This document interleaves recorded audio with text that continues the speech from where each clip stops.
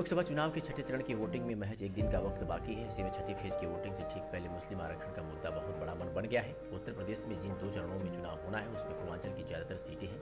छठे चरण में यूपी की 14 सीटों पर वोटिंग, जिसमें पूर्वांचल की 11 सीटें हैं। 7वें चरण में यूपी की 13 सीटों पर चुनाव है और ये सभी सीटें पूर्वांचल में आती हैं। साल 2019 लोकसभा चुनाव में पूर्वांचल की 26 सीटों पर में से बीजेपी ने 21 पर जीत हासिल की थी। समाजवादी पार्टी के खाते में 1 सीट, जबकि बहुजन समाजवादी पार्टी को 4 सीटें मिली थी। कांग्रेस पूर्वांचल में खाता भी नहीं खोल पाई थी, लिहाजा बीजेपी का मकसद वोटरों को एकजुट करने का है।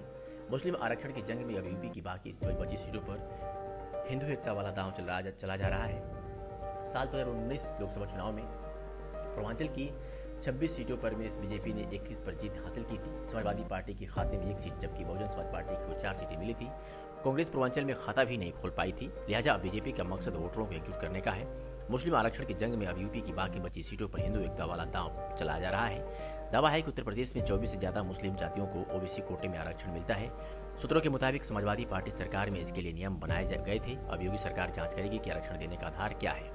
अधिकारियों को निर्देश दिए गए हैं कि रिजर्वेशन की बारीकियों को देखा जाए, आरक्षण का लाभ लेने वालों की जानकारी भी जुटाई जाए, जिससे इसके बाद सीएम योगी के सामने रिपोर्ट पेश की जाएगी। अभी उत्तर प्रदेश में पिछले 7 साल में बीजेपी का राज है।